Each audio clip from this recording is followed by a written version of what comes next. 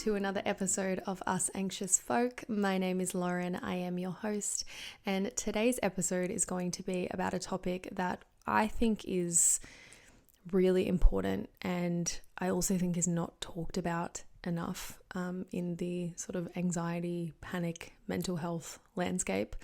This was a topic that was requested. We're going to be talking about pleasure. Now, don't freak out. We're not talking about sex. I mean pleasure in the sense of, feeling joy, feeling delight, feeling, happy, feeling like you're really like fulfilled by something, really enjoying what you're doing. Pleasure is a concept that we kind of forget about when it comes to anxiety and panic. Not because we want to, but just because we don't seem to spend a lot of time there. When you are panicking a lot, when you are anxious a lot, when you are fearful a lot, pleasure is, an emotion that seems quite unreachable, seems like it's something that isn't for you at this time. I know there was a time for me when I felt like pleasure was like forgotten. It was something that I wasn't going to be able to feel again. I genuinely couldn't remember what it felt like to really enjoy myself.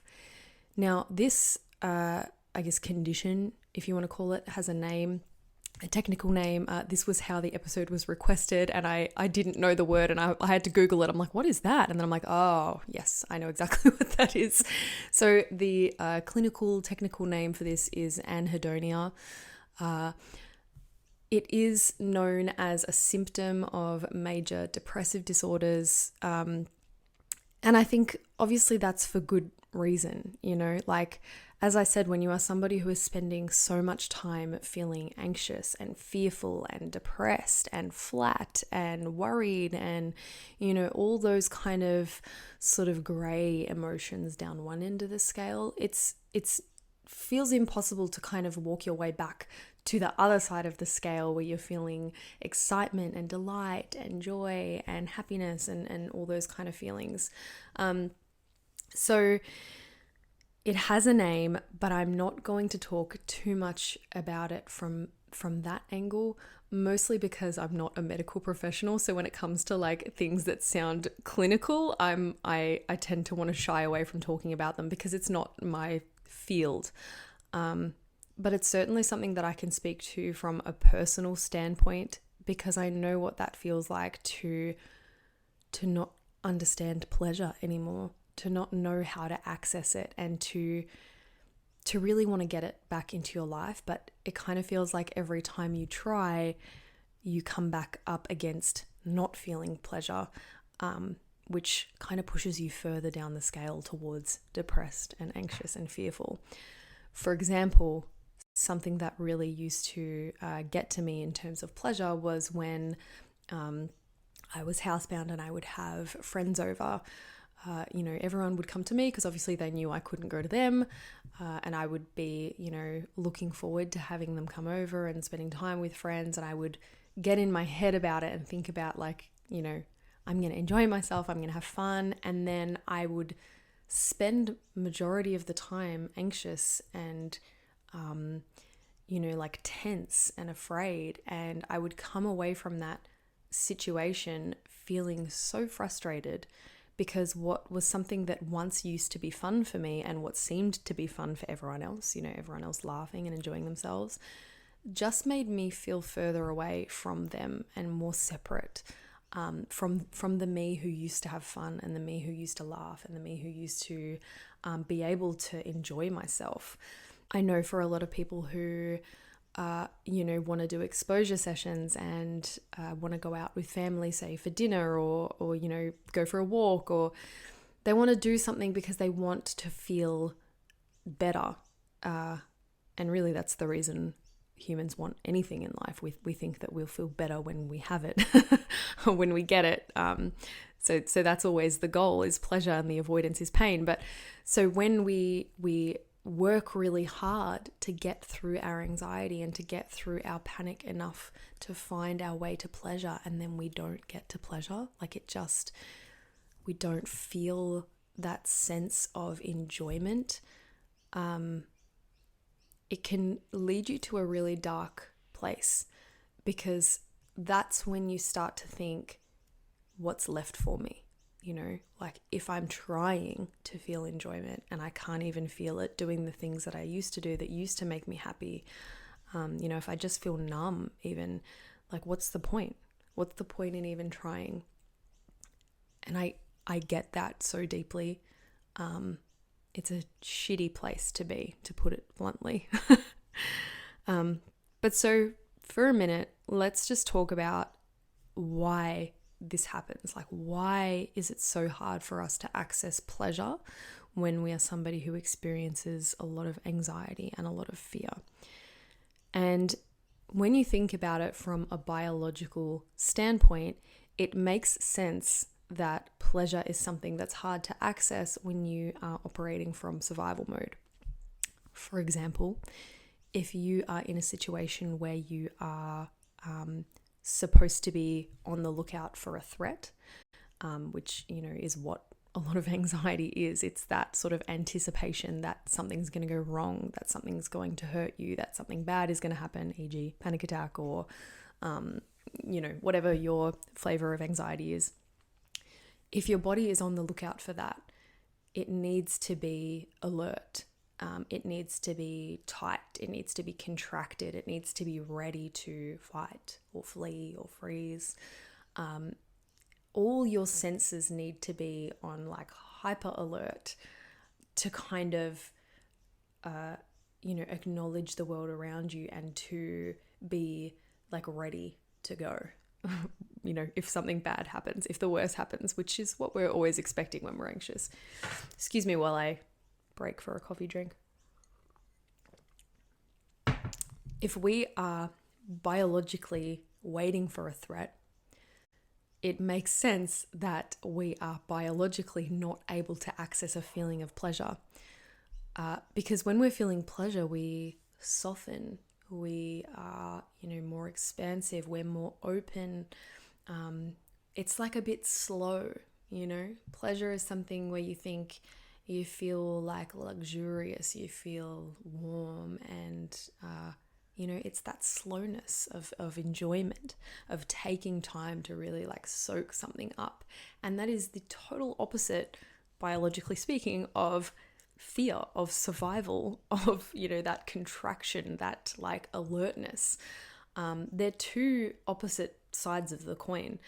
And so obviously, if we are spending all of our time in that survival sort of physical being, of course we're not going to be able to access that slow, luxurious, open, pleasurable state of being, because it is not going to make sense for our survival.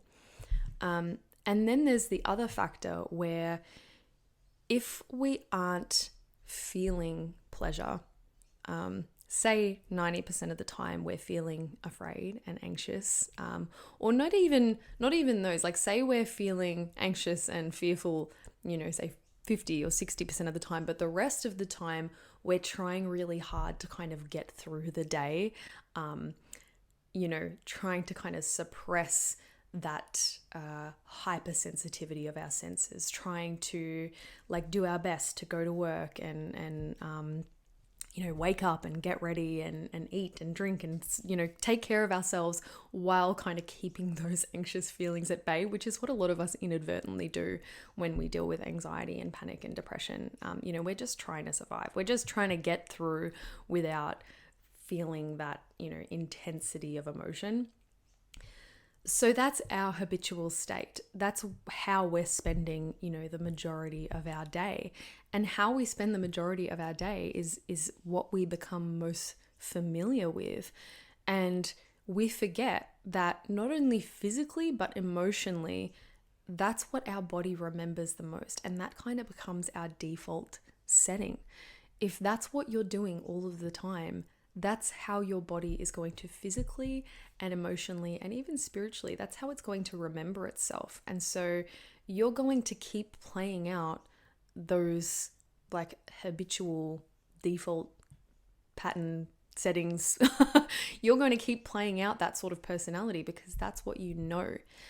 And if pleasure is something that you not only really don't have access to a lot of the time, but you don't practice feeling, you kind of forget.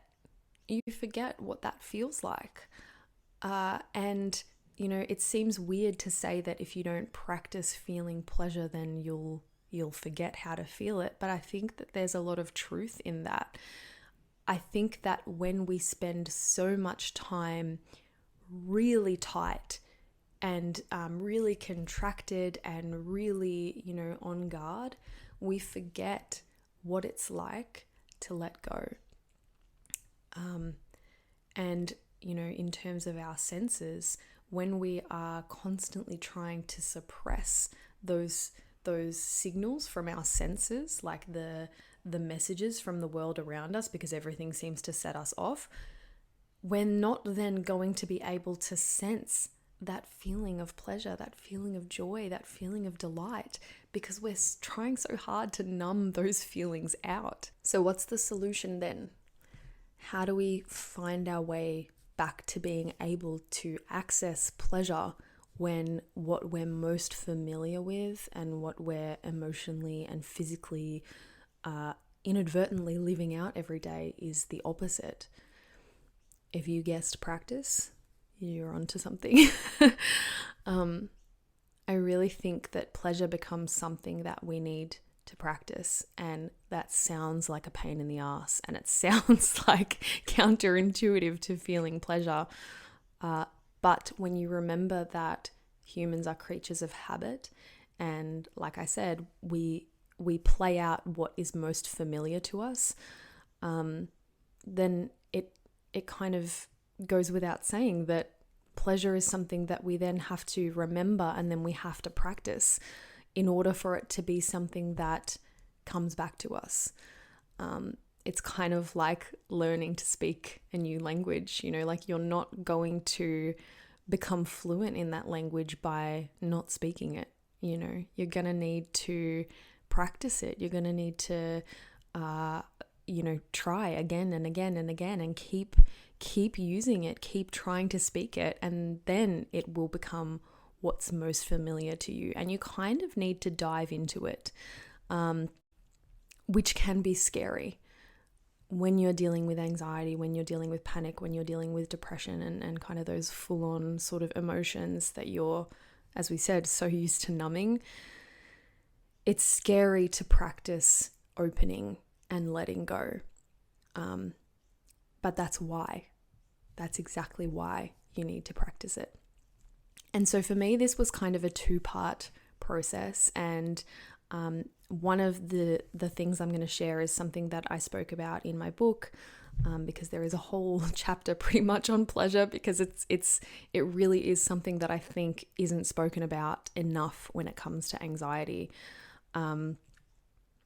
One of the things that I found really helpful was to start keeping a record of times when I felt pleasure, the times where I felt like me, the times where I felt that sense of openness and expansion. And it took me quite a while to become familiar with what that actually felt like, because like I said, I couldn't remember what that feeling of pleasure felt like because I was so used to not feeling it.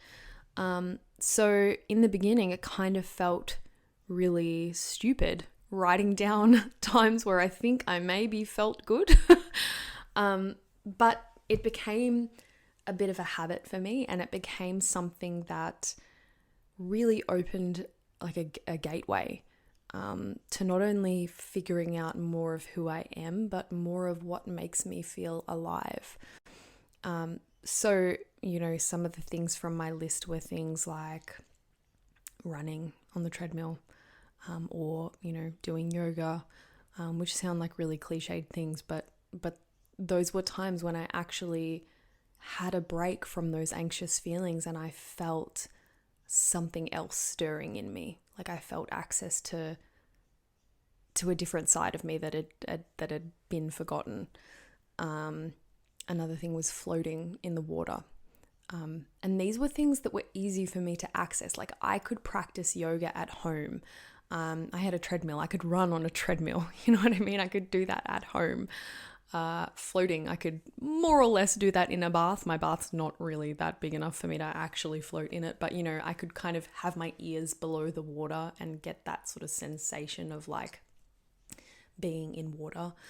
And when I found those moments, I would really lean into them, and I would really become mindful in that moment of what that felt like.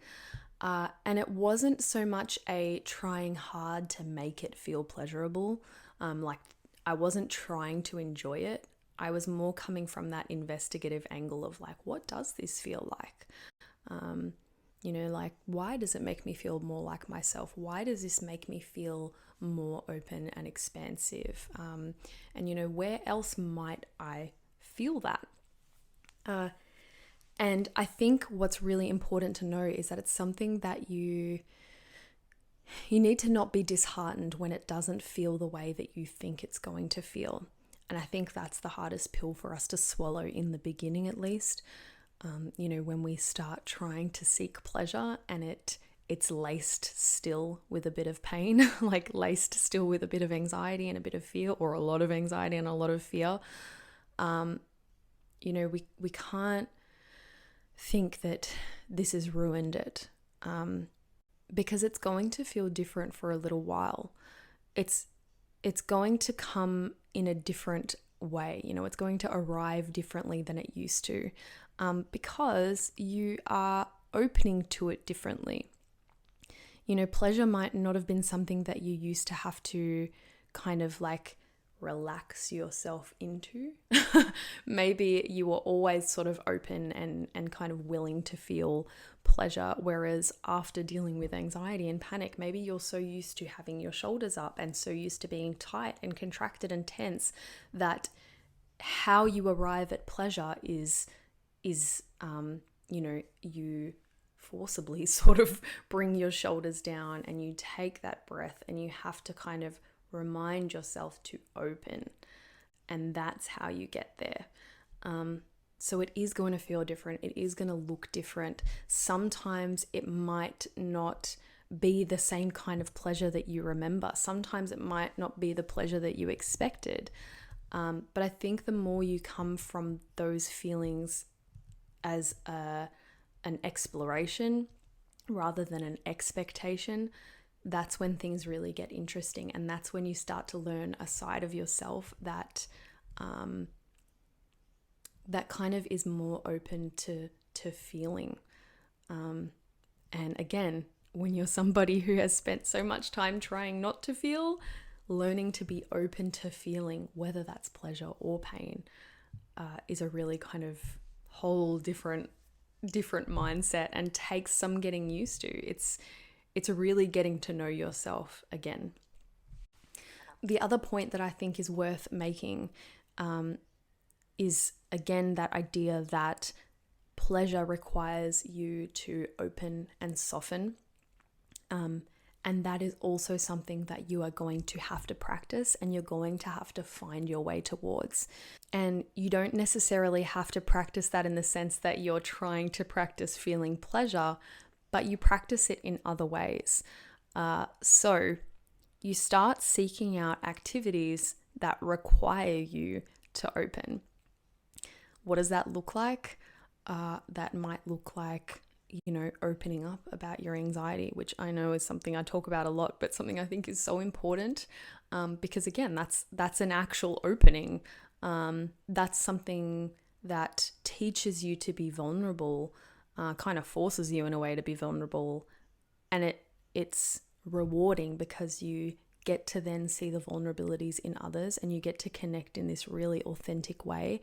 And that is a great way to practice opening and softening, and relearning how to feel. For you, it might also look like doing something creative. Maybe that is a space in which you learn to really soften. And that might be a new creativity that you're not aware of. Like you might have to go and, do one of those paint and sip classes, or start doing pottery, or, start a drawing class or a dance class, or something that is totally new to you, that not only kind of ignites those anxious feelings which make you want to tense up, but in doing it you learn to soften and open. And it's kind of like the more you kind of edge your way in, the more you sort of nudge your way in, the easier it becomes to then open the next time.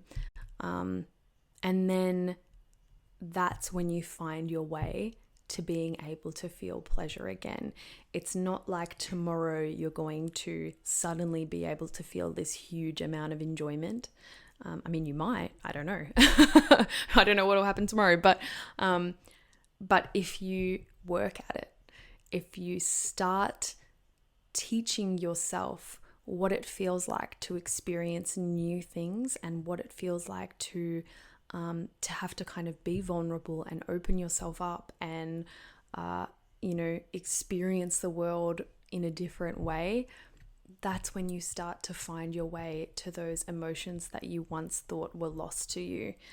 But yeah, it just takes a different mindset.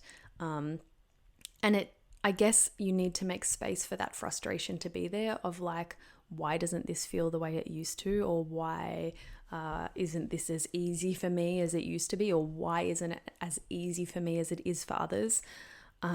Whenever that mindset comes up, I think it's really important to remind yourself that we can't know what's going on for everyone else. We don't know that things are easy for them, even if it looks easy for them. And whatever hard you're going through right now, it's going to mean something. And I know it sucks right now, and I know it's frustrating right now, and I know it feels unfair and painful, and like you're just tired of it and you just want to break. But that is going to mean something. That is going to direct you towards a purpose. It's going to open something in you that, wouldn't have otherwise come out. So it's ultimately going to be something that you are grateful for, even if it doesn't feel that way right now. And I know that for sure. I know that for sure after years of going through it, and, every painful thing I've been through, I'm like on the other side of it going, wow, I'm really glad that happened, because I learned this, or because I cultivated this, or because I developed this. It sucked when I felt like I didn't remember what it felt like to be happy. It sucked when I was like, why is nothing enjoyable for me? Why do I just feel numb? Why can't I just laugh and let go? But now I recognize how beautiful that process was of relearning pleasure, because it genuinely, as silly as it sounds, it brought me a lot closer to myself. It brought me into a much deeper relationship with myself, and therefore with the world around me, because I became more sure of who I am and of the things that I actually want in life, the things that light me up. And once you learn the things that light you up, wow, look out. Look out, because it's really hard then to not sort of follow that path. And that's when I think magic things really happen. When each of us is kind of following the thing that lights us up, yeah, that's when things get inspiring, and when real sort of magic happens in the world. On that note, I'm going to leave you. I hope that this episode brought you some kind of nudge towards softening, some kind of nudge towards seeking pleasure. Feel free to comment on the episode on YouTube. I guess that's the place where it's most visible. I don't know if you can comment on Spotify. Feel free to comment how you access pleasure, what you've learnt about pleasure. Just any insights maybe this episode gave you, or anything you might think might help someone else. I always appreciate feedback and hearing from you guys. Hope you're all having a great day, and I will see you next time. Bye.